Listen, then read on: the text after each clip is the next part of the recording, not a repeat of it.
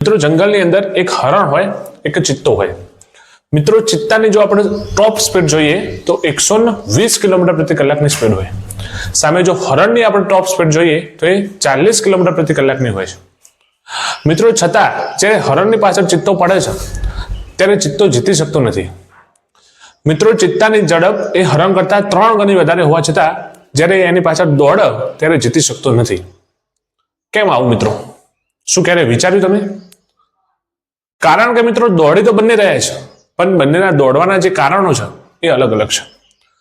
ચિત્તો દોડી રહ્યો છે નાસ્તો કરવા માટે, પોતાની ભૂખ સંતોષવા માટે, જ્યારે હરણ જે દોડી રહ્યું છે એ પોતાની જિંદગી બચાવવા માટે. બસ આ જ વસ્તુ મિત્રો તૈયારીની અંદર પણ થતું જોવા મળે છે. કોઈ પણ પરીક્ષા હોય એના 10 લાખ ફોર્મ ભરાય, 12 લાખ ફોર્મ ભરાય.